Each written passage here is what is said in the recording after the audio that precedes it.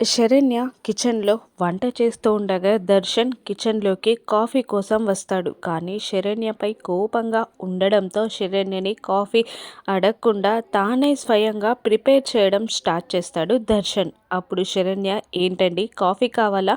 మీరు వెళ్ళి అలా కూర్చోండి, నేను కాఫీ తీసుకొస్తాను అని శరణ్య అంటుండగా, అవసరం లేదు, నా కాఫీ నేను ప్రిపేర్ చేసుకోగలను అని శరణ్యపై ఉన్న కోపంతో అంటూ ఉంటాడు దర్శన్.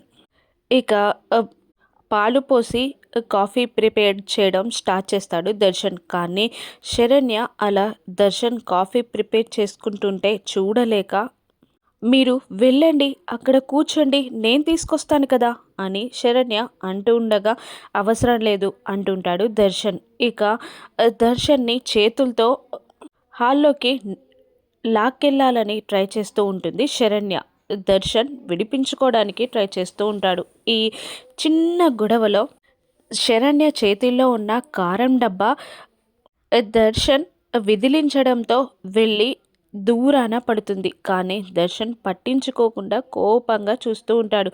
ఎలాగైనా ఈయనని కూల్ చేయాలి అనుకున్న శరణ్య ఐడియా అని మనసులో ఆలోచించుకొని కంట్లో కారం పడ్డట్టు అమ్మా అమ్మా అని చిన్నగా అరుస్తుంది. దాంతో ఏమైంది శరణ్య అంటూ అల్లాడిపోతూ శరణ్య కంట్లో పడిన కారాన్ని ఊదడానికి ట్రై చేస్తూ ఉంటాడు దర్శన్.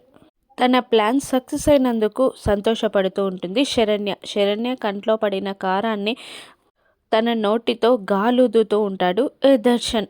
అప్పుడే అక్కడికి వచ్చిన అనన్య వెనకాల నుండి శరణ్య దర్శన్లని చూసి వాళ్ళు ముద్దు పెట్టుకుంటున్నారని అనుకొని చి అని ముఖం తిప్పేసుకుంటుంది చూడలేక. మళ్ళీ వెనక్కి తిరిగి చూసేసరికి అనన్య తనని చూస్తుందని తెలిసిన శరణ్య కన్నింగా నవ్వుతూ ఉంటుంది.